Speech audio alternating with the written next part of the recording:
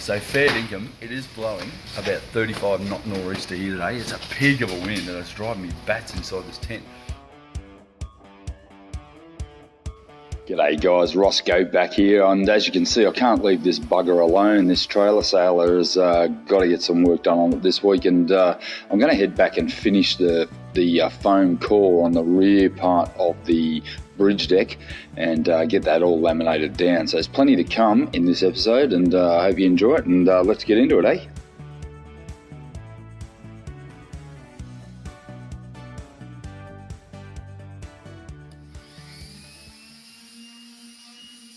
So as you can see guys, I'm back on the tools. I've got the sander out. I've got to prepare the rear section of the stern of the catamaran hull. It's been some time, and the tyranny of working on my own is that I have to go back and sand sections and reapply styrene and just ensure that I'm getting the best bond I can get with this material. So there's a 30mm foam core, which will be a grid scored foam to conform to the curvature of this particular piece.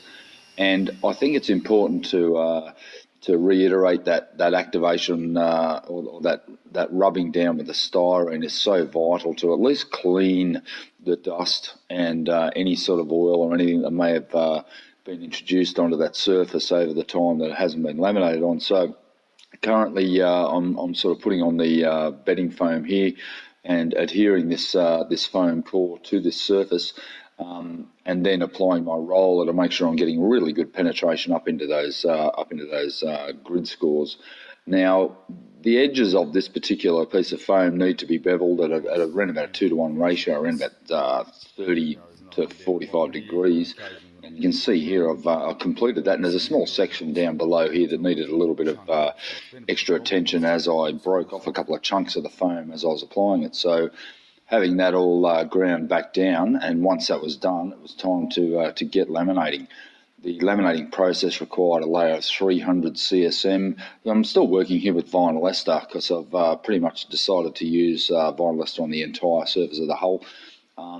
But getting this first tie layer down, or the 300 layer down onto the foam, is pretty vital. And then the second layer was a 600 double bias, which once again you can see here I'm using a dry brush to flatten it out and get rid of as many air bubbles as possible before then consolidating down with my brush and roller and getting the air out of it. So using that sort of process is how I've done the entire hull, and as you can see it's very time consuming.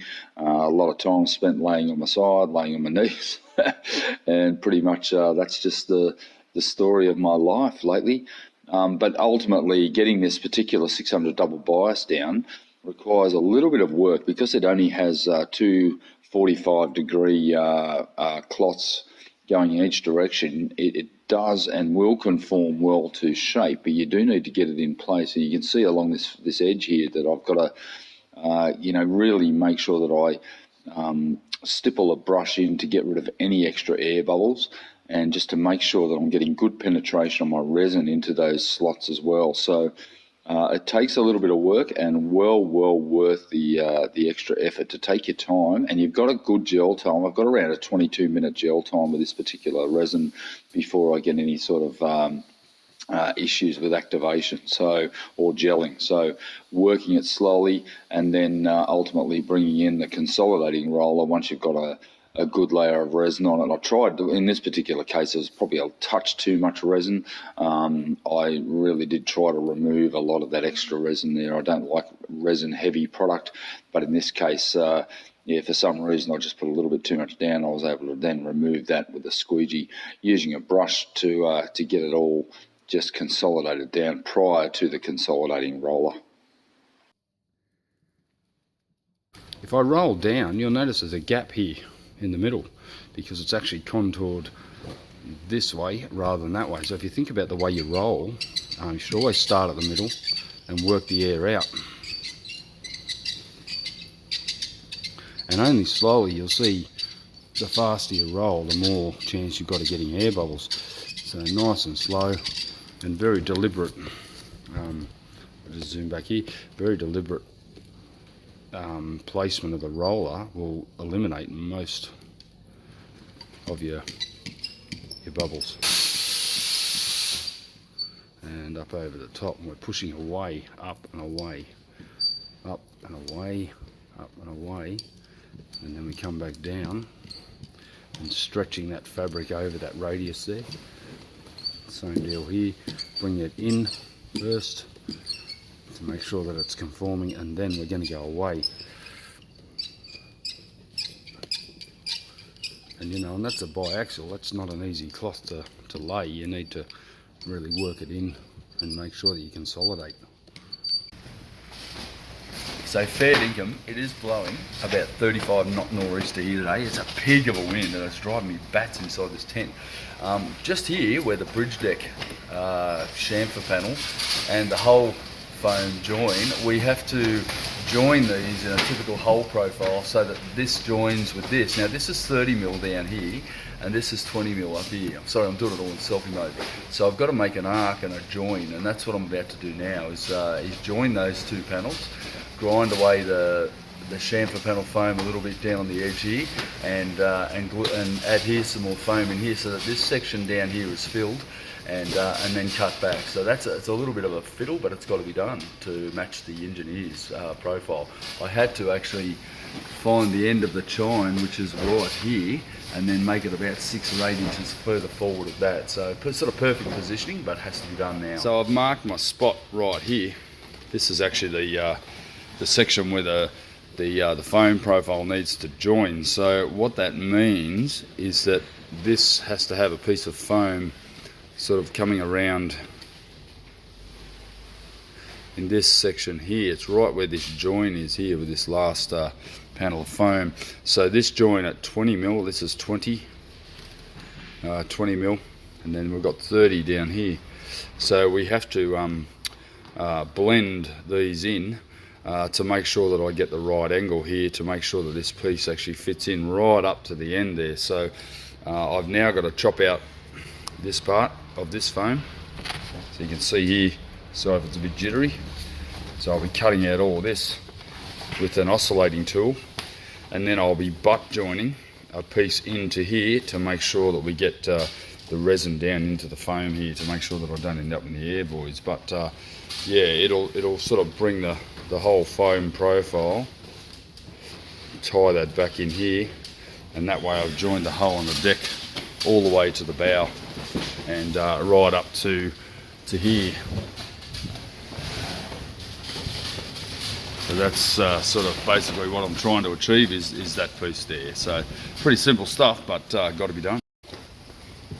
So I need to remove this section here, just cut it straight back in, and then I'm almost scarfing or butt joining a piece into here, and then I'll blend it into this one, and then we'll have a continuous piece all the way down from the chamfer panel's knuckle here right down into the hull, and that'll all be glassed over in one sitting to create one big firm rod rigid structure. Now that horrendous sound that you can hear in the background is actually the wind ripping through the tent, through the air vents in my tent, and the tent flapping against the factory next door. So I apologise for this, and hopefully you won't have to tolerate this again.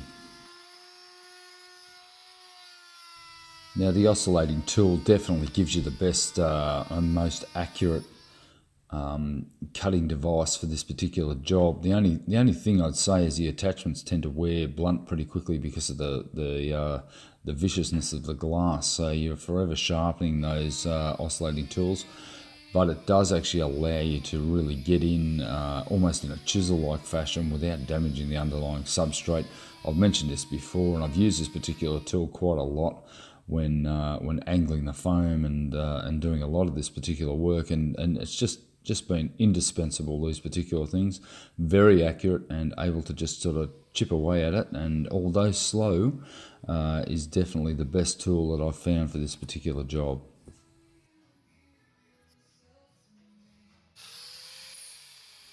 Once the foam was adhered to the chamfer panel and then down to the hull, I then took to a flat disc grinder to blend. This is actually a 30mm foam. The contour of this particular piece of panel was in fact opposite to what I was used to working with. So what I did is I actually used the grid scored foam in reverse, and was able to adhere it really well, and it conformed to the shape absolutely perfectly. And then I just simply blended it down to 20 mil, and then blended it to the 30 mil below, and in ensuring that I got a really good sort of even surface, which was very, very easy to glass over ultimately, and the job was done.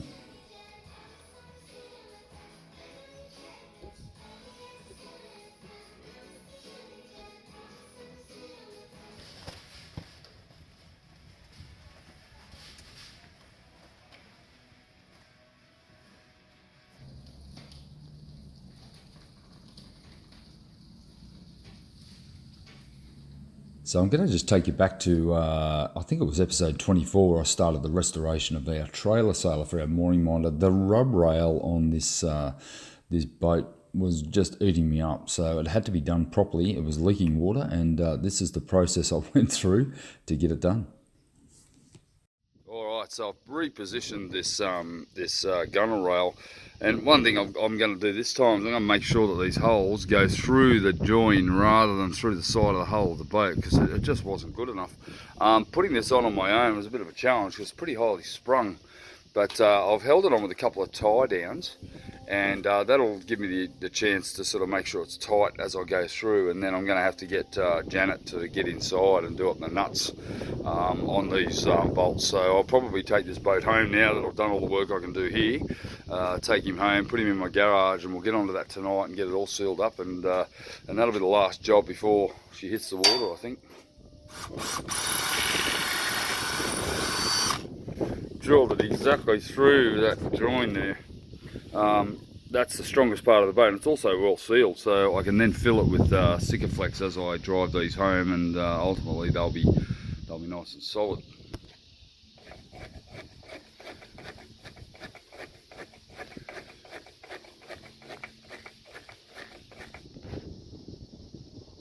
So one thing I've just discovered is I'm going to have to do it from one end all the way down, because we've got a fair amount of give here, and we want this as tight against the boat as possible, so that so that there's very little water getting in there. So I'm going to go along one screw at a time all the way, or one bolt at a time all the way along, pre-drill the holes, go home, feed Janet inside, take the bolts out, take the rub rail off again, and then we'll fill it with Sikaflex as we put these screws through. She'll be on the inside, or Janet will be on the inside with a spanner or a wrench, and doing up the nylock nuts, and it'll never come off again.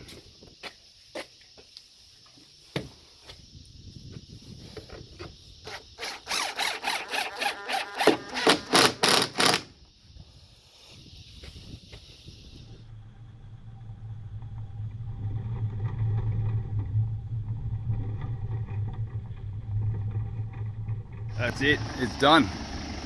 Ready to go home, put the last little end caps on, put the rub rail on properly, and it's not coming back to the factory for some time until I get the anti-fouling done. So they're looking good, pretty happy to get him out of the way. So I got these in the mail today. They were pretty pricey, bloody stainless end caps. They're 30 mil, I reckon they're probably a little bit oversized. But I've got a bit of a gap here in the rub rail. I'm going to have to sort of bog it with Sikaflex or something, or do something to make it fit, but it'll certainly neaten up the whole affair. Bling. Nice bit of bling for a 38-year-old, brand new 38-year-old boat.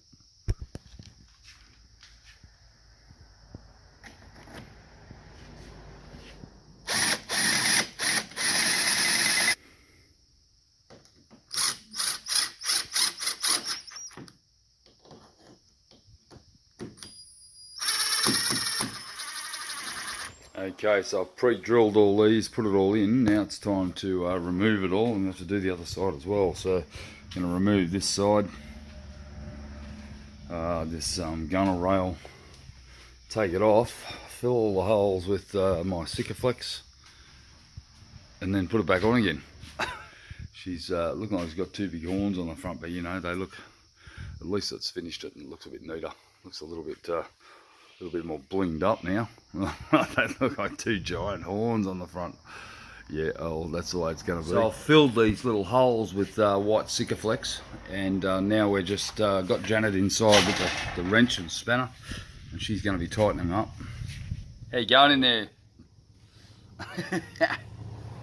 Not saying much. Here we go.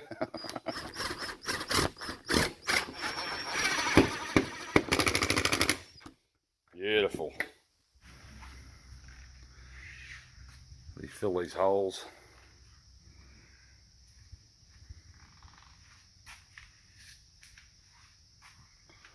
How you doing? Can you just put your head up for a sec? No. Come on. No, I'm busy. Come on. I'm busy, right? It's R2D2. I don't know if I'm going to be able to reach the end ones, to be honest. Can you reach them or not? I can reach this one, but I don't know if I'm going to be able to reach the end one. You'll be able to get it done, I promise. No, the problem I've got is my right hand is not as coordinated as my left hand. Yachting is a marital saviour, isn't it, honey? Hey, we just love doing stuff like this together, don't we? Always involves you in a tiny little space. Yeah. Exactly. Yeah, because I can do everything else, but I just can't get in the little spaces because I'm a bit too big. Sit there and gloat when I'm doing it too, you can see this hole here. We're going to fill it with this Sikaflex.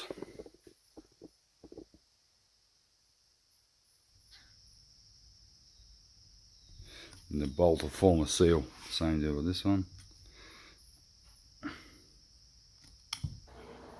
So, horrible job, but you know, someone's got to do it. So Janet can do it. Get inside and do the nuts up, get the stuff all over, and I'll just stay out here and stay clean.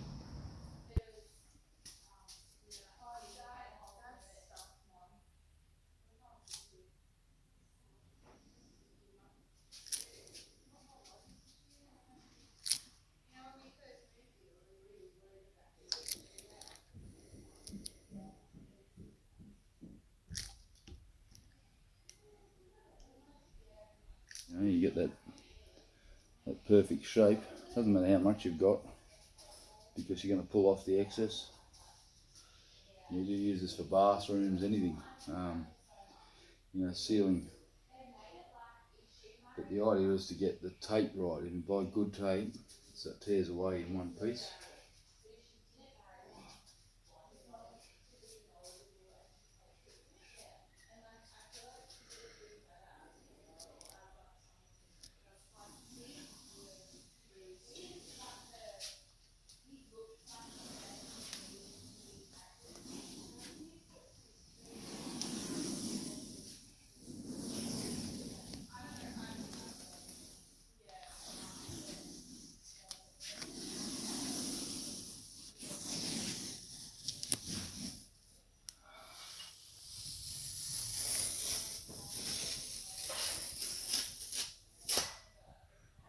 Once again, whenever you peel masking tape away, always peel it towards the material rather than the other way. Particularly with this sort of stuff. Yeah, you can see that's giving us a perfect line. Nice one.